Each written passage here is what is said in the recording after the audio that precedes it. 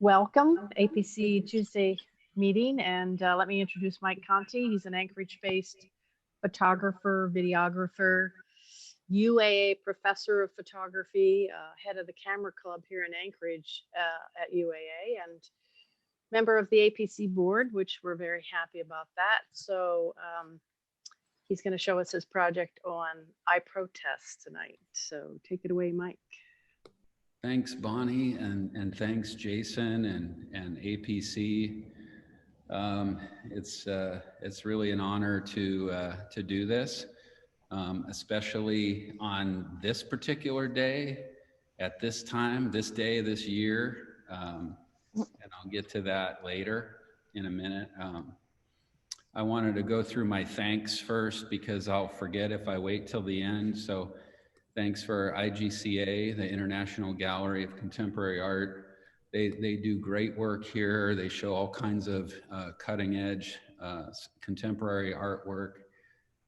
The gallery director, Corinna Gomez, is amazing, and Hans Hauenen, who both they hang the shows and they figure things out and problem solve, and they're amazing.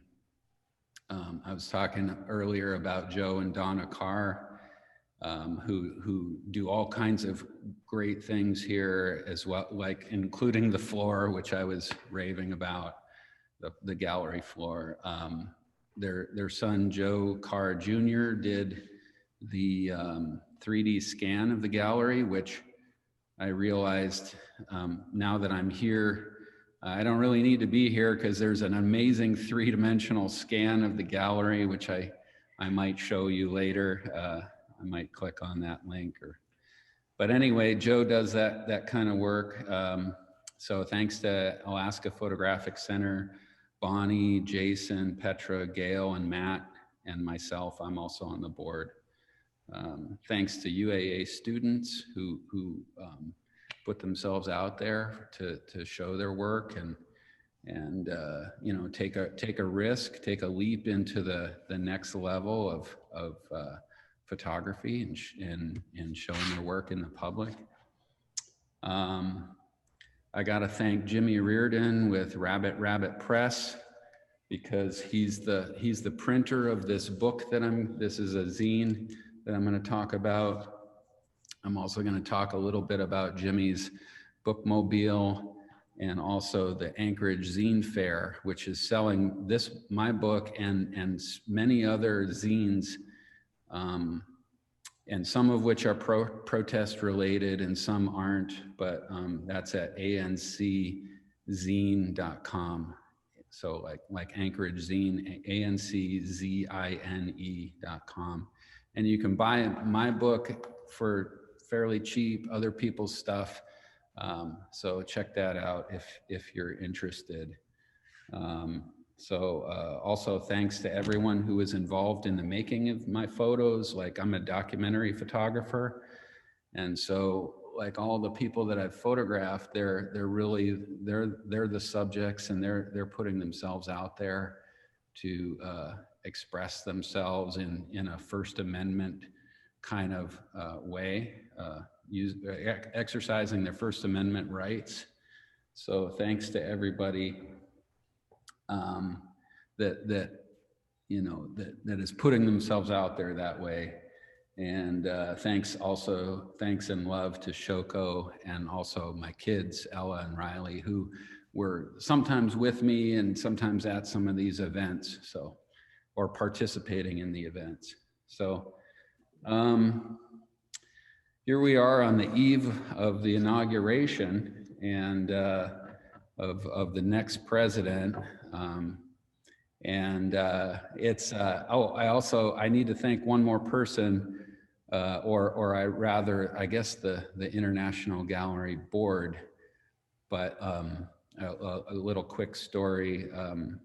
I was at home on a Saturday and I got a call from Don Moore, and Don is on the International Board along with some other people whose names I can't remember right now, but anyway, I got the call from Don, and he says, "Hey, do you want a show?" And I said, "Yes, of course I do."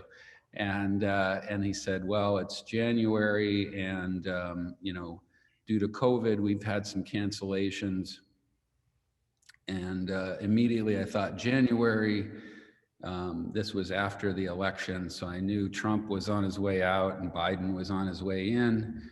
And I said, okay, I got the right work for this. I'll just throw it together and it'll be no big deal.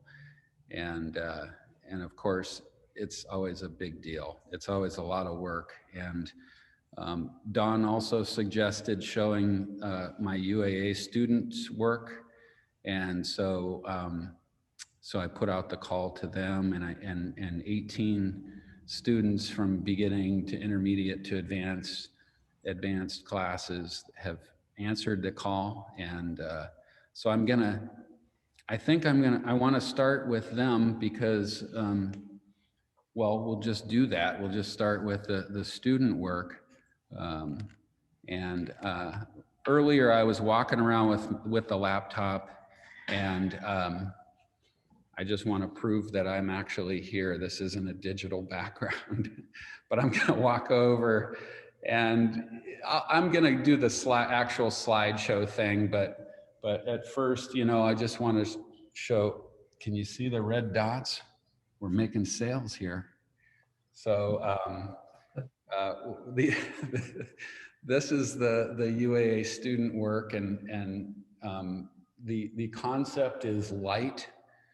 And so it's the way that I figured that we could tie the work together. It was all, photography relies on light. It literally means light writing or light drawing. So all of these images depend on light and use light as the subject matter. And with that, I think I'm going to click on my slideshow so you can actually look at the images.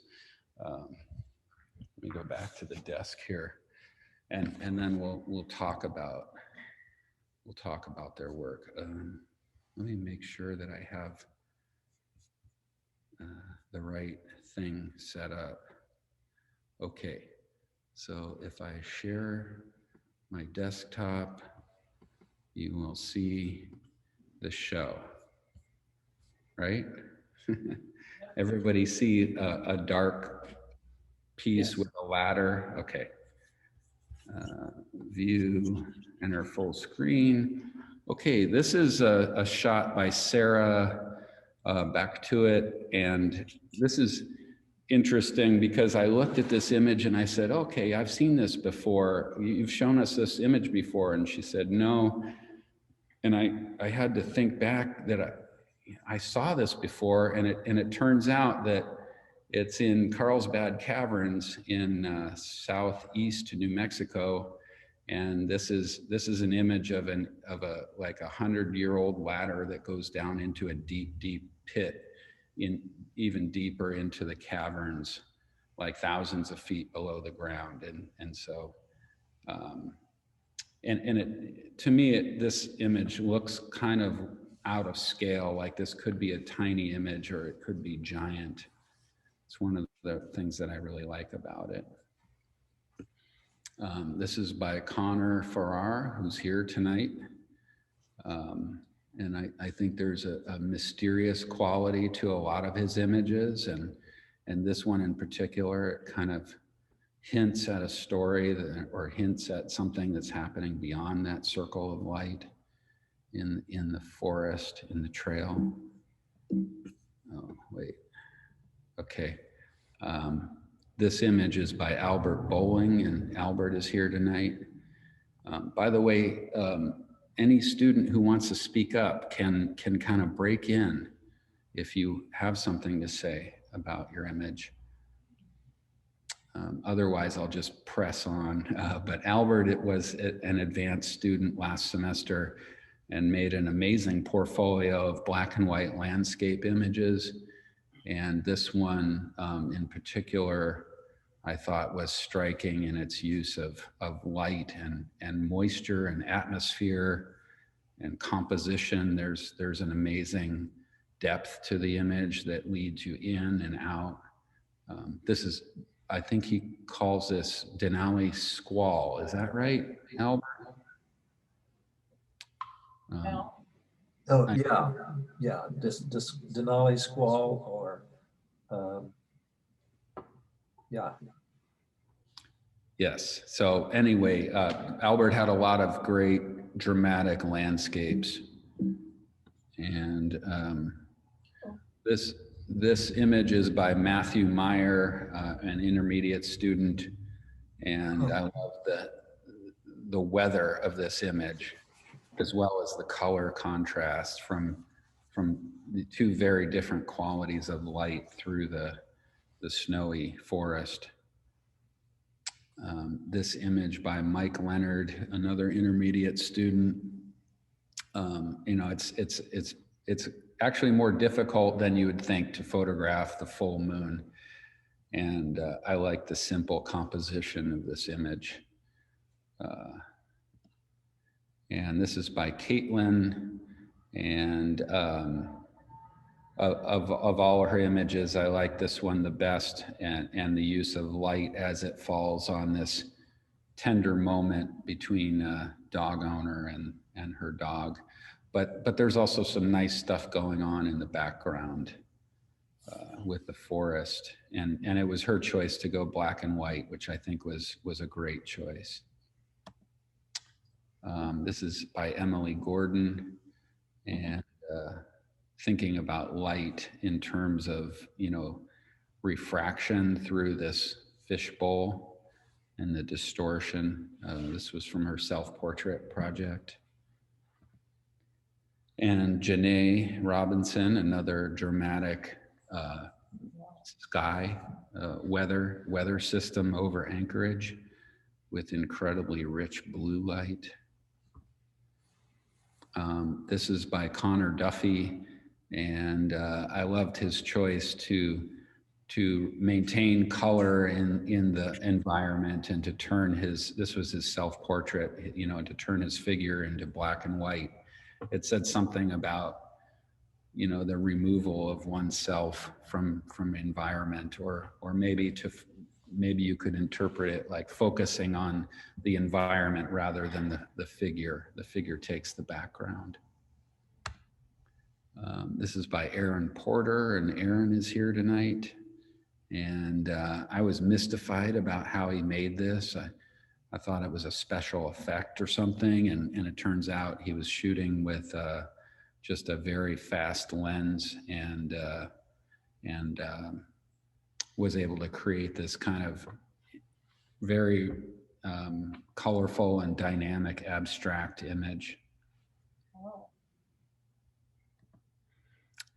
This is by Liza, and she's here tonight, and Liza Spencer, and it's a picture of her son as he sleeps, and I especially like this kind of shadow of what I envision to be like maybe a star, like maybe a cutout star hanging in the window that's creating this shadow, something childlike, but also like the manifestation of his dreams kind of thing. And this is by Cassie Johnson. She was a painter, and she approached all of her assignments kind of painterly in terms of design, and she would design her images. This one being about light and of course time. This is by Kristen Reynolds, and she's here tonight. And this is the image that we used for kind of the poster of the show, or if there were a postcard, you know, I thought this one manifested the idea of light the strongest, and especially light in Alaska, you know, during the winter, during the cold, we don't see much of it. And there's a really nice contrast between the sharpness of these crystals and the blur or the bokeh of the background. This one is by Leilani Kiana, who was really into star photography, night skies, and northern lights. And she got a shot from Glen Alps, which I thought in the print it really pops off of the page. By the way, Leilani, Connor, and this next one, Anita Green, all sold prints.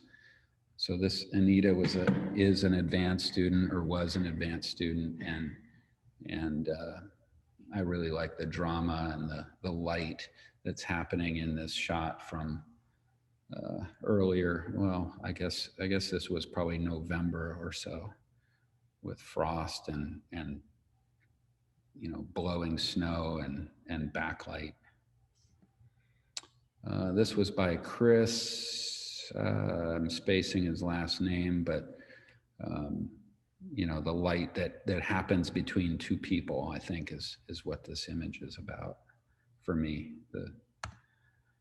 And Cam, I keep wanting to say Cam Newton, but he's a football player. Cam Dolan, he was using a headlamp at night to sort of paint in a painterly way, light painting on this crystalline spruce. And this is Tyler. Oh man, Tyler, I forgot your last name, Tyler. But a long exposure shot. And what I really like about this one of the things that I like is the mystery of the blue light. And I believe this is moonlight. And also to me, there's no sense of scale. Like this could be a very small scale or a very large scale photograph. And I don't know which, and I like that mystery. So okay, I'm gonna keep an eye on the time, and I'm just gonna keep rolling. Oh, actually, there's a thing I gotta do first, and I'm gonna put this image up, and I'm gonna transition into my own work. So anyway, that was my UAA students' work, and I'm really proud of the images that they've made. And so anyway, I'm gonna get into my work, and I as we all know, we're on the eve of the inauguration, and I don't know what your political persuasions are, everybody, but I'm pretty relieved. And, I was hoping for this day for a long time, and I'm not, I don't know what to feel about it. I thought it would never come. But my slideshow, my work, it started before Trump was elected, but it gained momentum when Trump, was elected, and I guess you could say this work kind of started 4 years ago at the Women's March,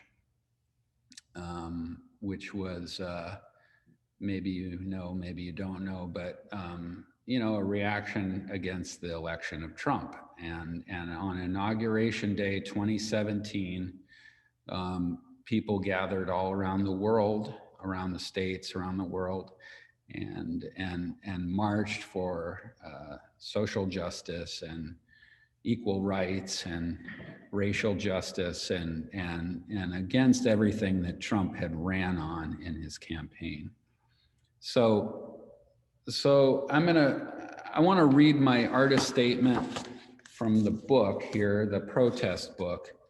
And as I was starting to write it, I realized I never actually sat down and read the First Amendment of the US Constitution. So I'm going to read it to you. The First Amendment of the United States Constitution declares that Congress shall make no law respecting an establishment of religion or prohibiting the free exercise thereof, or abridging the freedom of speech, or of the press, or of the right of the people peaceably to assemble and to petition the government for a redress of grievances. And then these are my words. In the spirit of that document, these images record the expressions of dissent and peaceful protest by people across cultures and borders and classes and genders, in word and deed, individuals and groups, in both public and private. These images were made with anger and desperation and anxiety and hope from both subject and photographer. There was a shared sense of purpose in these voices of dissent against violence and oppression and environmental destruction and economic exclusion and disenfranchisement. This series of images were made in 2016 going forward. There's actually a few images, well, no, actually I think they are all from 2016 going forward, but it doesn't really matter. You know, I started doing this stuff on, let's just say in the Women's March. This image, by the way, I don't know why I decided to lead with this one. This one's a very quiet image and it's peaceful, and it has this guy. He's sitting at a gathering in Anchorage with his sign that just says "Imagine." And I guess when I went through my images, the thing that I was attracted to, I mean, I hit some big moments, but I also wanted some quiet moments, and I wanted to show moments of people's dissent or their protest that didn't include necessarily sign waving and marching in the streets. You know, there's other kinds of protests as well. And so as I kind of scroll through these images, I'm gonna maybe talk about and point out a little bit here and there. So, so we got the Women's March. In Anchorage, it was really great because of the snow, and people came out, and the snowflakes were big and wet. And, you know, any kind of atmosphere generally makes for pretty good photos or interesting photos. And, you know, I like this guy. He's wearing the pussy hat, you know, you remember the pussy hat, the pink hat. And he's got the "I'm with her" sign. But what made it for me was the fact that he's wearing snowshoes. You know, that was just the quirk that that sold me on this guy and this image. This image, I really liked her form of protest. When I went to edit the photos for the book, I ended up just deciding to crop it. I thought it was a stronger image if I cropped it square and focused on the ball on the chain rather than the full figure. So I somehow, you know, you got to train yourself to think in the future. And I'm like, okay, got to get those tight, super close-ups because they're powerful. This is also from the first Women's March in Anchorage, the 2017 Women's March. When I went to edit this for the show, I found that the cropped version also was better. I like this kind of field composition. I'm gonna click on chat for a second. If you guys have any questions or comments that you want to, that you can speak up. So just to let you know. This is my friend Brian Hutton, and he recently put this up as his Facebook profile page after impeachment #2. So he was on board in the 2017. I didn't end up using this image in the show or the book, but I still think it's a fun image. Then we go to we're jumping up to 2019 Save Our State rally, also known as Override the Vetoes rally, when Governor Dunleavy cut cut the budget drastically. And this image is in the show, but it got cropped because of the way that I had the way that I printed it. So this is the actual pano. It's actually two images stitched together, and it was a pretty robust crowd early in the summer of 2019. If you remember, it was hot and smoky, and we were dealing with the prospect of no state ferry system, no state council on the arts, reduced budget for education, reduced budget for senior care, like all kinds of social programs were, and things that were, I think, I shouldn't speak for you guys, but I think were necessary. You know, I shot a lot of crowds and a lot of signs, and I find that crowds are very interesting photos, not necessarily when you're making them, but when you're looking at them later and you're able to study people in their kind of idiosyncrasies, in their faces and their signs and their mannerisms. So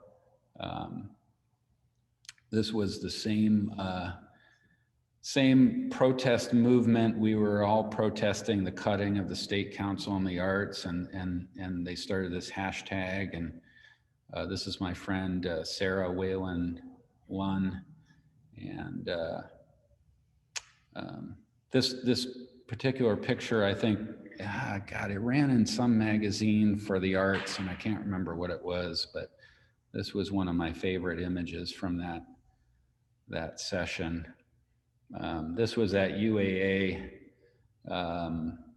This was this was soon before Portugal the Man played on stage. Those guys are pretty cool. They flew up here to play at a protest for the state. And on one hand, I think this is a little bit of a cheesy photo, I guess because they're shooting a selfie, but I also think it shows the enthusiasm and the energy and the, you know, it was the best I could get for a crowd size. And then you can see the smoke in the air. Like, this was the summer that Alaska burned, you know, pretty much for 2 months straight. This image is from the student climate strike. So this was, you know, inspired by Greta Thunberg, and you know, it was on a Friday, 2019. So the rains had come and when things weren't burning anymore, thankfully. But the students all cut school and got together for the climate. So I hope they keep doing that. We need them. We need their voices. He wants to go for a walk. So this is also from the student climate strike. This is a friend of mine, and probably your guys too, Lauren Holmes from ADN. And I don't know, you know, he's a working journalist, and I don't know if this is an act of protest, but to me, to bring that northern hemisphere umbrella is an act of solidarity, if not outright protest.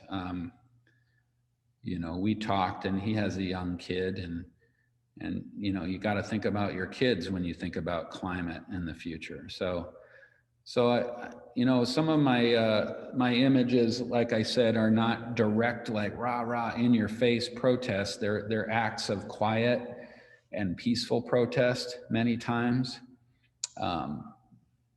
I wanted to say, like, we've all seen many images over the years of violent protest, and it's, you know, like, it goes without saying, actually, you know, we saw a violent protest at the Capitol 2 weeks ago, I guess it was. you know, and we saw it with many social movements. But I guess I'm not that kind of photographer. I'm not a disaster tourist. I'm not, you know, we don't have those kind of violent protests, or we haven't yet in Alaska that I've been in or with or anything. But I wanted to talk about quiet, maybe individual acts of protest. And this is one of my favorite images. And I was in Juarez, Mexico, and a few of us went to the border fence. So through the fence, you see El Paso and Texas, and on the left side is Juarez, Mexico. And a good friend of mine, an artist, Mauricio Esquivel, upon getting out of the car, he immediately went and pissed on the wall.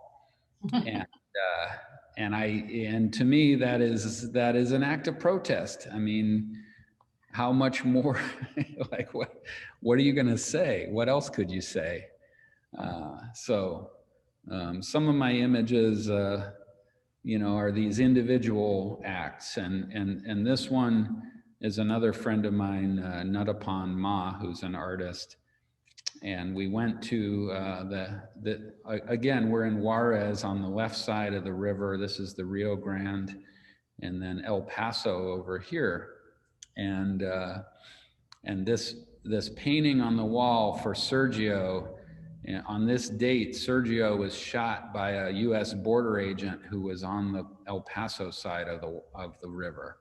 So this border agent, these kids were throwing rocks or dirt clods at him, and he shot and killed this kid across an international border. Nothing happened to him, but there is a memorial. There's several paintings on the concrete around here, and while maybe this isn't an act of protest, I think it's an act of protest. It's in a sense witnessing an injustice, I think, is part of the act. So this is in Mexico as well. This is in Oaxaca, Mexico.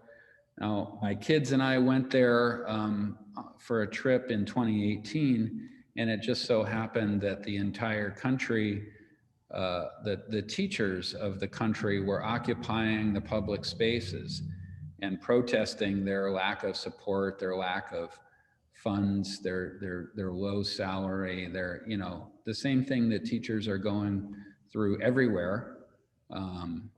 You know, specifically Arizona, I think, had some high profile teacher protest marches. But anyway, so this was what the Zocalo in Oaxaca City looked like. This is what many cities looked like in Mexico. And a friend of mine who used to live there told me that the teachers do this every year since 2010 or so. I didn't know that, but like, I'm a teacher myself. I feel for their struggle. And so you can see they're occupying the public space, much in the way Occupy Wall Street happened, you know, a decade ago. These are their delegation numbers. This is where they come from, and who they represent, and they're trying to, you know, get attention to for their cause, for education, for the kids. This is another shot from Oaxaca. Like the whole Zocalo was covered with tents and tarps. This image is not in the show or in the book, but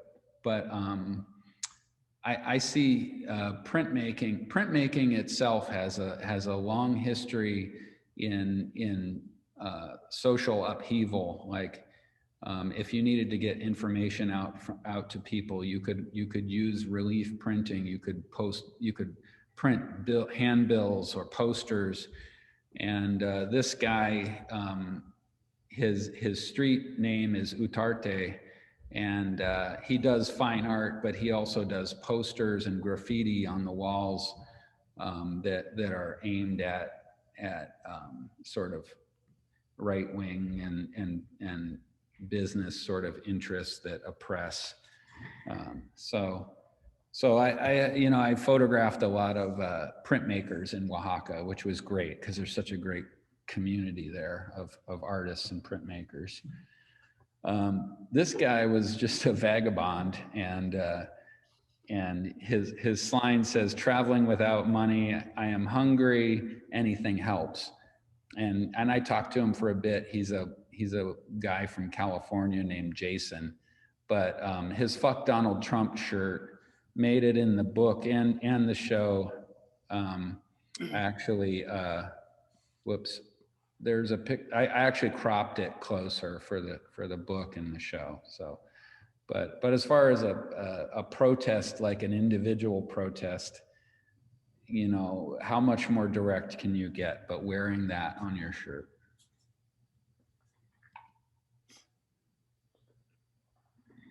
Now, this is in Reykjavik, Iceland, and I was there for a conference. And of course, I had to go to the Punk Rock Museum. If you ever get to Reykjavik, you got to go to the Punk Rock Museum. And this guy, whose name was Gunnar Sigurdsson, he ran the museum, and I was able to ask him if I could photograph him out here in the downstairs area where you go. This is the museum is in a public toilet, or what used to be a public toilet. So, whoops, I thought I had a cropped version, but I cropped it for the show. But the idea that, the punk rock lifestyle, I used to be a punk rock skateboarder myself, the very nature, like your being, your presence is an act of protest. And to write rebel, refuse, reject this system, it's sort of a omnidirectional protest. It's not specific. It's not directed at any one thing or person or group. It's just fuck this, anarchy. And so I like this as a general sort of act of protest. And this is also in Reykjavik. As I was walking around the city, I was attracted by a group of people that were, talking and listening, and I didn't know what was going on because they were speaking Icelandic. So, but I shot this photo, and I really like this. I love looking at this photo. I love looking at the faces of these Scandinavian people, these, very focused Scandinavians. And so I went back and I Googled Helvetis fucking fuck, and it's actually what you think it says. It means what the fucking fuck. And it turns out that's their, that was their rallying cry during the Icelandic financial crisis of, I think it was 2010, when all their politicians were corrupt and their banks were corrupt and they were stealing from the people, and then they threw everybody out, threw all the thieves out, and they started over. And so they were like, what the fucking fuck? So there's that. This image is Erin Jackson. She was still running the Recall Dunleavy campaign, which was in reaction to the Save Our State, Override the Vetoes marches. And, the Recall Dunleavy campaign was moving right along until the pandemic when it stalled out. But Erin Jackson is an activist, and she's exercising her freedom for her First Amendment rights to start a recall campaign. And so this image, there's a few images from Mauna Kea on the Big Island of Hawaii, and the Hawaiians are protesting the building of a gigantic observatory on top of their sacred mountain. And They are occupying, or they were, I think, I talked to a friend who was just up there recently, and she said there's a few holdouts, but basically the observatory has been shelved, or otherwise it's not going to happen. So it was going to be a massive observatory with many stories underneath the ground as well as above, and they said it would have desecrated, and the impact was huge. So this is after a haka on the mountain. They had blocked the road with their tents, and so these folks are making the Protect Mauna Kea sign of the triangle with their hands. And so that's what that is. Like this guy. That's the solidarity with Mauna Kea hand signal. Then we jump to the Women's March 2021. I'm always trying to find a graphic image that tells the story. I think this one is probably the better of the images. It was, if you remember, a year ago, it was pretty cold out, and I loved seeing everybody's breath as they marched around Cuddy Park and the library. Then we come to Black Lives Matter from this summer. There was quite a few protest marches, like I think every week. Some of them pretty big, and they would start in the park strip and they'd go around through the city. There's a few, trying to shoot a few portraits, group portraits. I think this one made it in the show and in the book.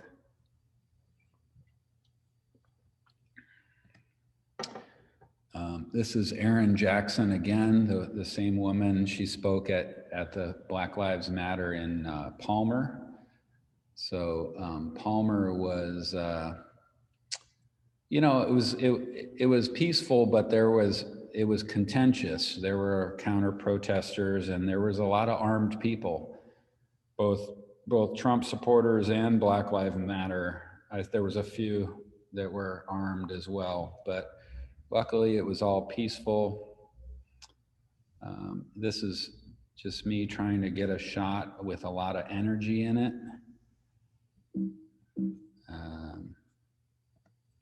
And this is my favorite image of all time, maybe. Definitely my favorite image from last year. And I got to tell you the quick story about this image. So after a full day in Palmer, Alaska, marching and listening to speeches and trying to make photographs and walk, after it was over and people were milling around, and I walked back across these tracks, and I thought to myself, like, oh, there's the shot.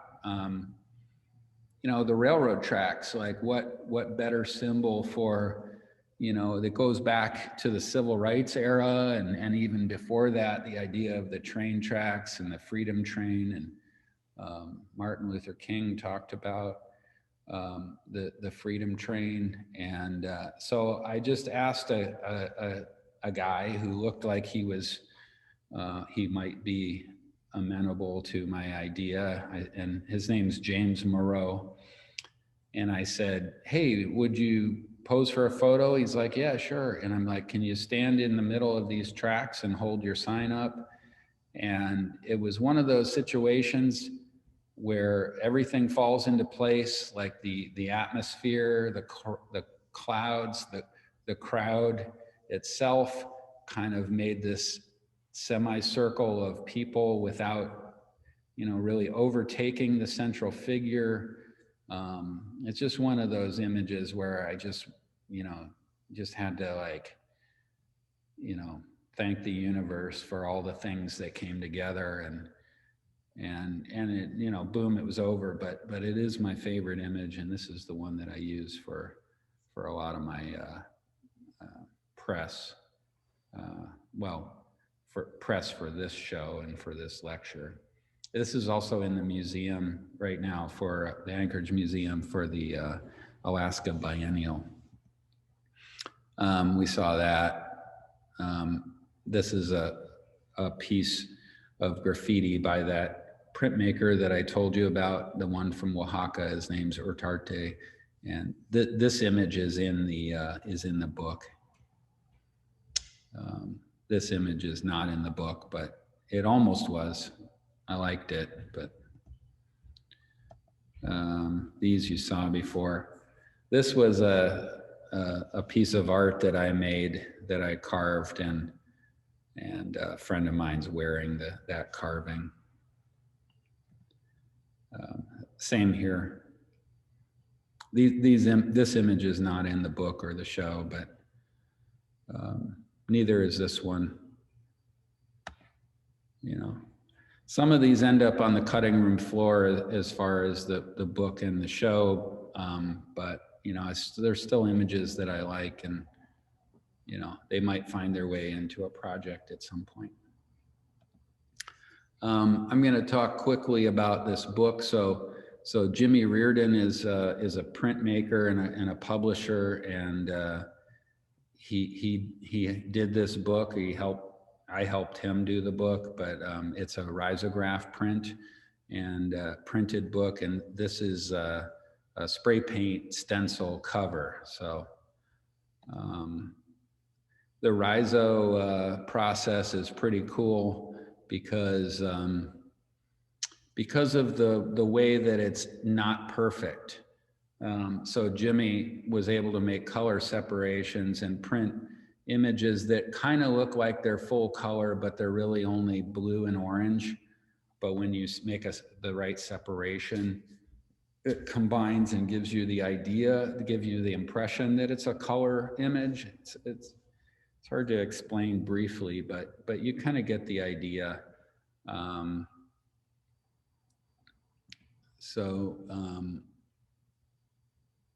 don't know what else there is to say, except that I like the grittiness of this process and the registration. It's not registered, it's like weirdly offset, but that's kind of one part of the appeal of it. It's not a high resolution image, but I feel like it has a lot of soul. This one's very Christmassy. But this one was this one just, registered up tight, and it has, to me, I'm speaking only for myself, but it has a timeless quality, or maybe it's an aged quality. That's the book called I Protest, which is available here at the gallery and also at the Zine Fair site, if you're interested. How much is it? If you buy it here at the gallery, it's $30, and the 15 goes to the gallery. But if you buy it at the Zine Fair, it's $20. So I don't know why. I think just a whim of I don't know. So yeah, ANCZINE.com, or you could support the gallery. So thank you. Thanks for asking, Clark. So real quick, at the end of my lecture here, I'm kind of wrapping it up, but the other night we went out with the bookmobile and did some projections, And just in the spirit of protest, this is Jimmy's bookmobile, and this is an image by Tom McIntyre, whose Instagram is Hella Screens. You know, we went out and projected these images at Diamond Boulevard, and this is the library, the bookmobile with the projector, and Jimmy. And this is a beautiful image by Tom McIntyre of a young girl getting up to the mic to speak to a crowd. There's one of my shots. So, you know, we're continuing, and, you know, the freedom of speech will continue, and we'll see what happens with Biden, and we'll see what happens with, you know, the Trump supporters. Who knows, right? I don't want to think about it right this second. I'd rather just enjoy where we're at for a moment before we crash into the next crisis. But this is, I think, the last slide. Yes, it is. So I see a few. I haven't. Hey, Mike, I got a question. Yes, go ahead. Hey, yeah, so great presentation. And one of the things that I see on all those slides are the hand lettered signs, which are so interesting as well. You know, I've heard it said that when you look at a protest, you can kind of tell what the DNA of the protest is. If everybody has the same crisp, clean, colorful sign that all says the same thing, you know somebody is behind it, organizing it. There's some agenda there. However, if people are showing up spontaneously with their own hand lettered signs that, you know, say whatever they have on their mind, and yet they're held together by a certain kind of a spirit, and that says something different about the protest. But as you were showing the signs of projecting on the side of a wall, is that like something that any citizen can do, provided they're standing on the public right of way, and you can project whatever you want on anything that you want to, provided it's not, you know, breaking some obscenity law or something like that? That's a good question. My first answer is yes. If you're in the public domain, you know, Jimmy's been projecting movies onto buildings and doing drive-in movies during the pandemic. And so I think he got kicked out of the Northway Mall by the security guard, but it wasn't a big deal. And then other places, security guards have come over and, you know, talked or, you know, not cared or whatever. But I guess we were prepared to have some kind of conversations about legality, but it hasn't happened yet. I've only done these projections a couple of times, but I think, now I'm not a lawyer, but I think it's a public space, and that you can do it. It's not defacing anything. It's temporary, so. I'm not sure if there is a law that's being broken. I know that you know, projections have been being used in both art spaces and you know, kind of and also in activism for some time now. But I don't know if anybody's ever gotten in trouble for it. I couldn't answer that, but I think it's okay until it's not. Should be freedom of speech, right? Yeah, civil disobedience and good trouble. So. Yeah. Yeah, I think, yeah. Well, I guess we'll just keep doing it, and we'll test the legal foundations. I'm gonna, let's see, Nina, you typed a question in here. I'm gonna read it out loud. I wonder if you have felt that people are ever performing for you and your camera. Probably yes.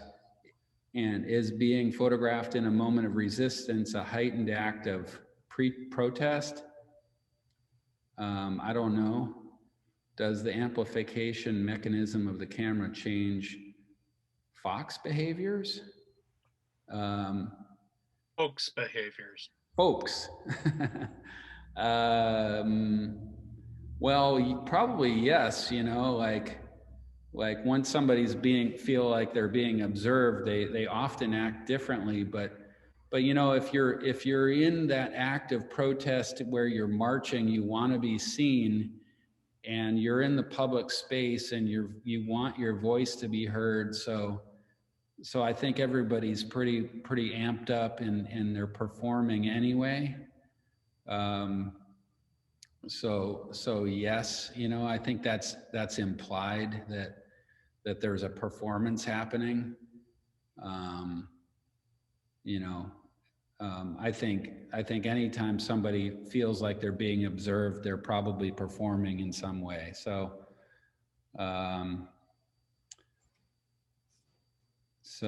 yeah, I think yes, and yes.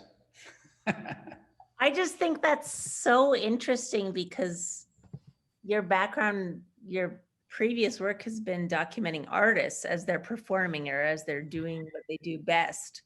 And you've had this really seamless transition into documenting people as they protest, which is when they're expressing themselves, as artists often express themselves. So I think it's like a very interesting outgrowth of your process of having worked with artists, and that you can make protesters feel comfortable as they're performing their passions. Yeah. I mean, I think it's less about me though. Oh, come on, take some credit. Well, you know, Richard Avedon, he said that he had initially gravitated towards artists and writers and performers and people who were performing their emotions.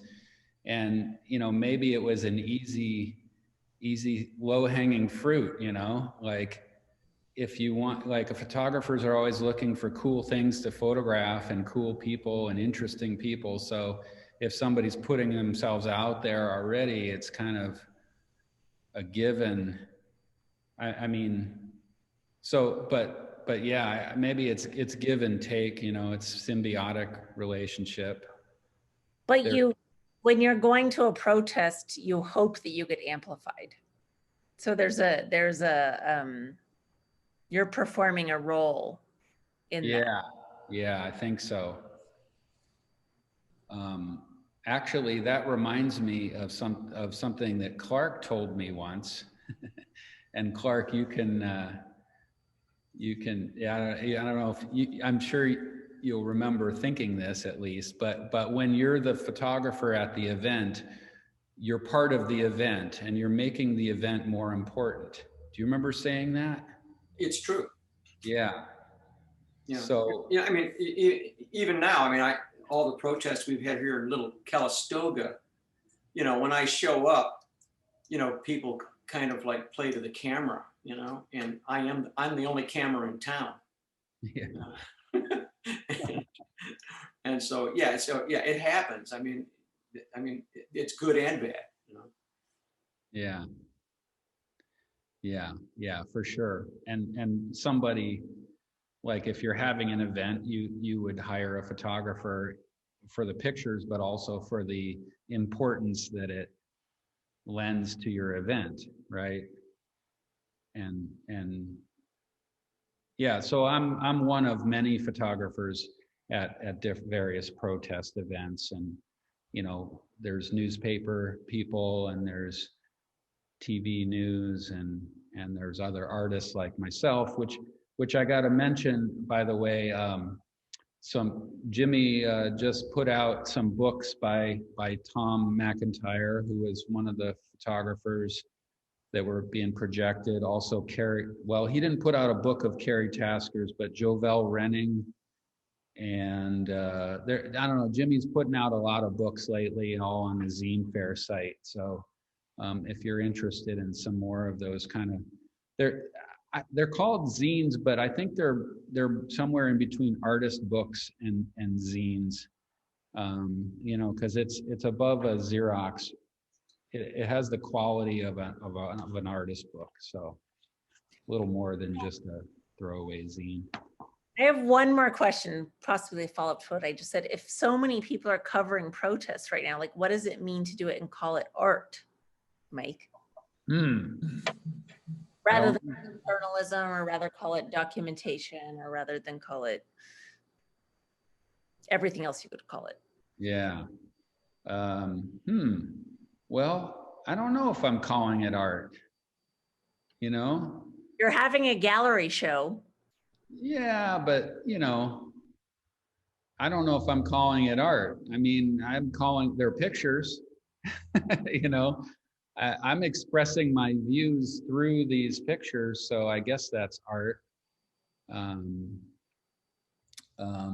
But you know, there's lots of journalism, and you know, they say journalism is the first draft of history, and I was reminded of some of these classic photos of journalism that became art, right?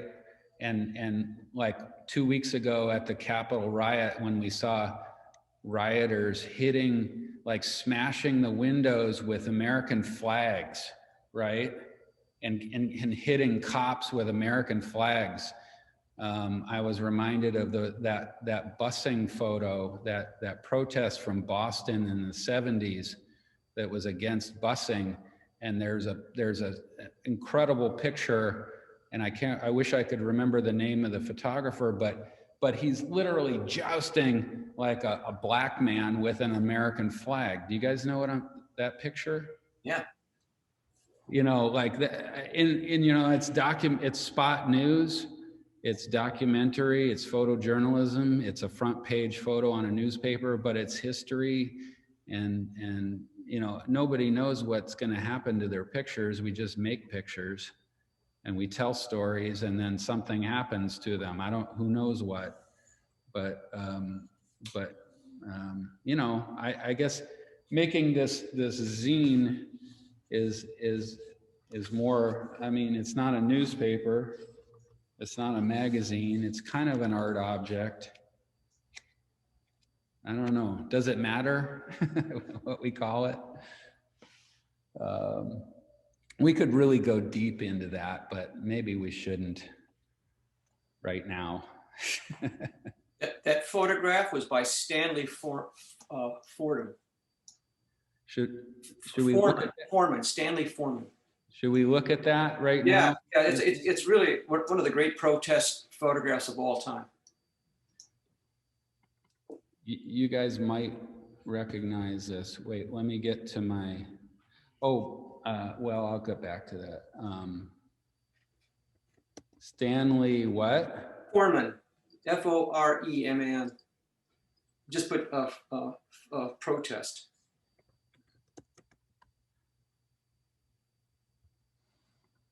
Yeah, there's the shot. Okay.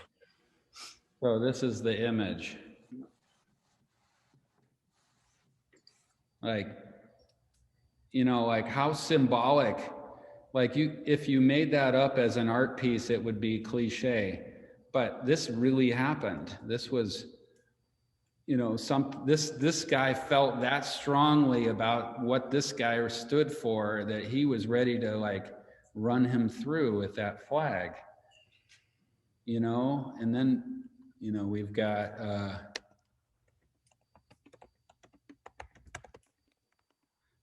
what do I hitting with flag? Let's just see what we got. Flag weapon.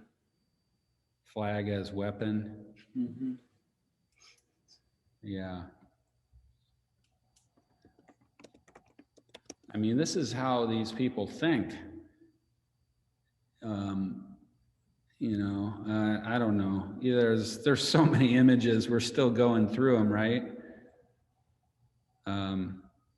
Yeah, there you go.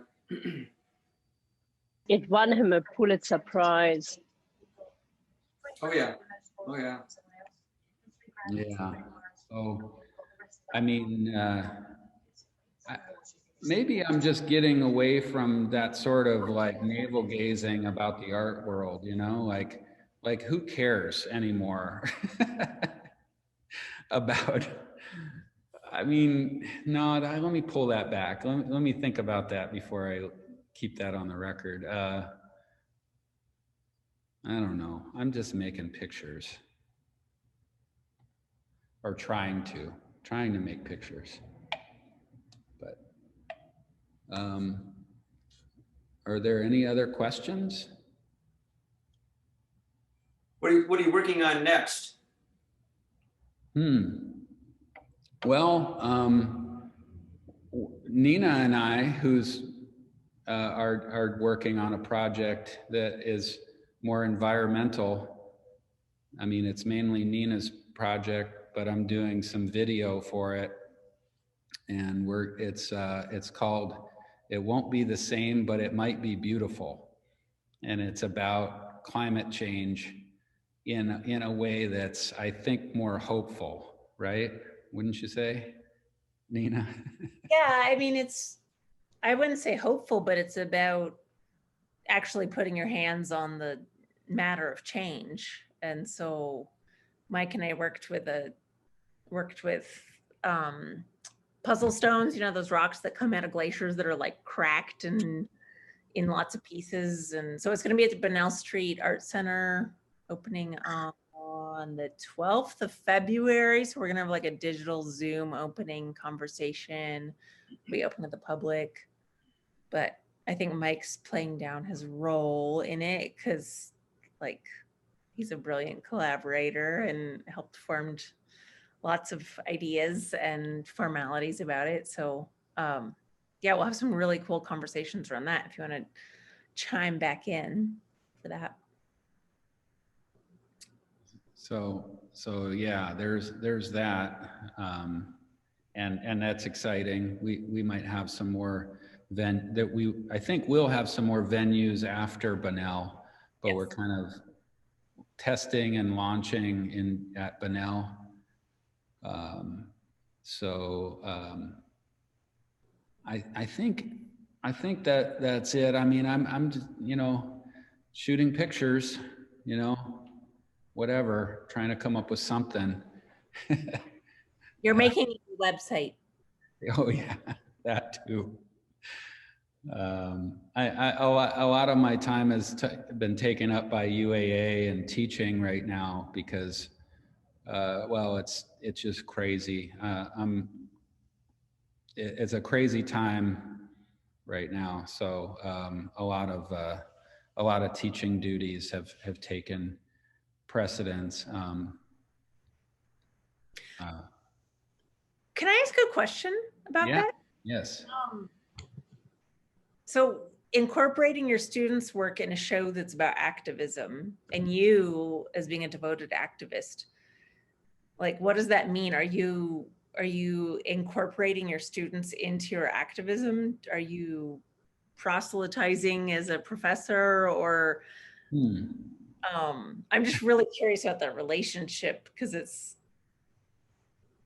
well, I try not to preach, but I try to I don't know. You try to lead by example. Yeah, there you go. Thanks. I mean, yeah, I lead by example, and I show a lot of work that is I try to show examples for activists and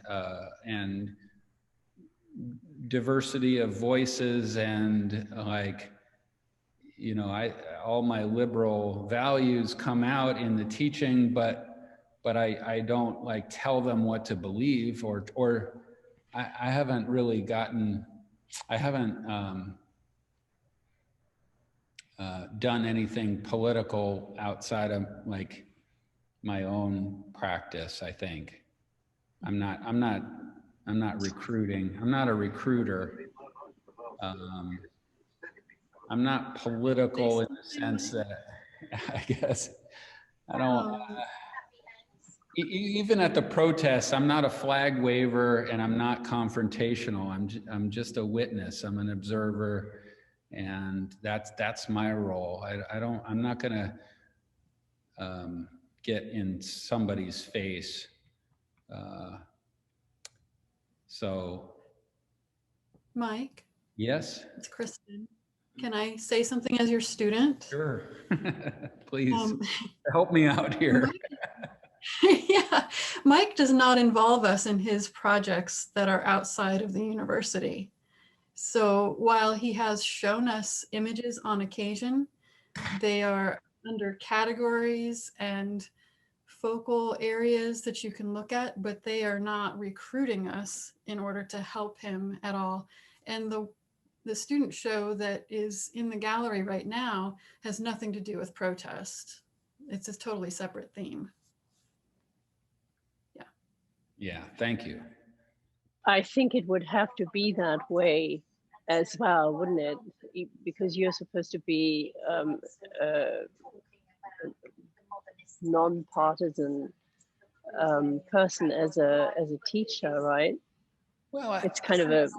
I don't think it's in my contract or anything, but you know, there's definitely been a lot of. I've had a lot of professors who are political, and a couple of one time I think, well, maybe a couple times I gave like a political assignment, and I never really felt good about it.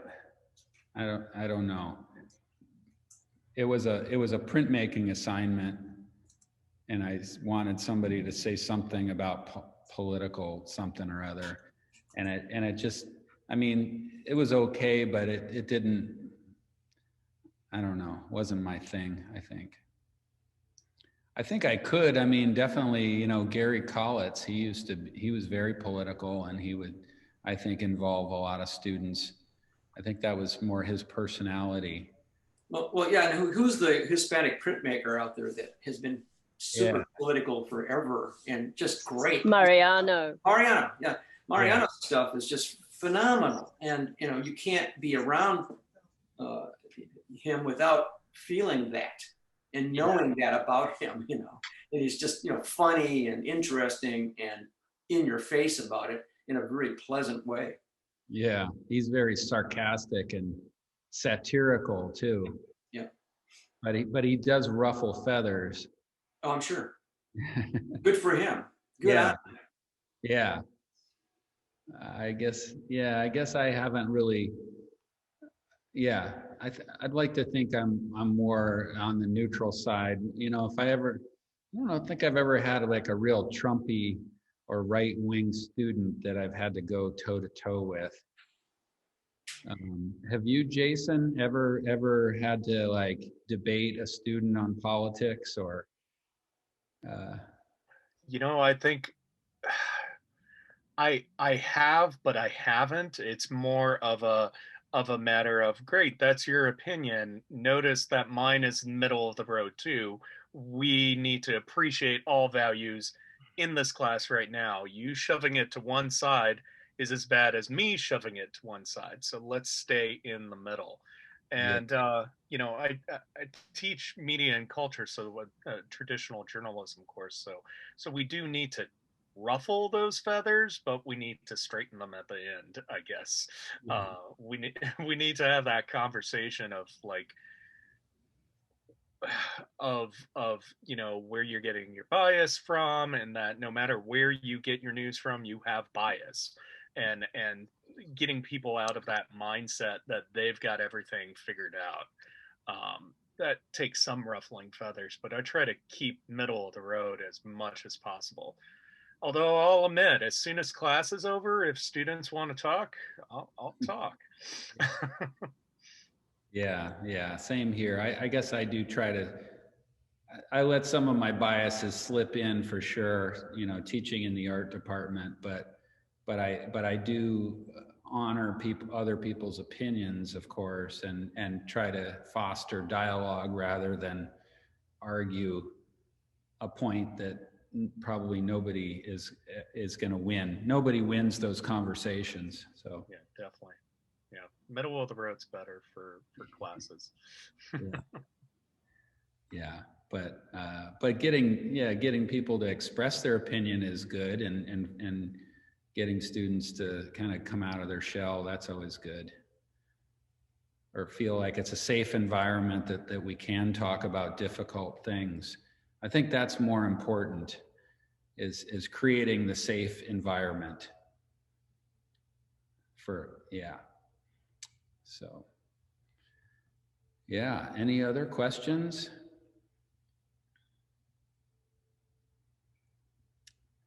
Okay, well, we can call it good. We don't have Mike, to. thanks so much. It was great. Thank you. Thank you so much, Mike. Thanks.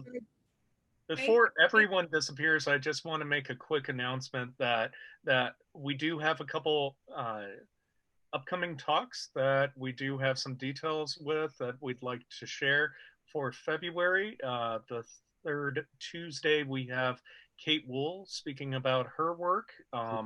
In March, we'll have Carol Turner and Tom Turner talk about their collaborative projects and their individualized works as well.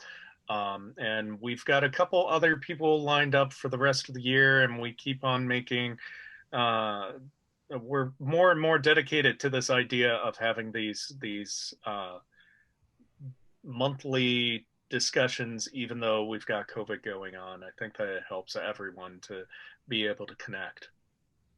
So thank you again, Mike. Yeah, thanks to you, Jason, and the whole APC and IGCA and everybody who showed up. And it was great to see you all. And I'm sure we'll see each other out and about soon enough. It'll happen, I think. Hang in there.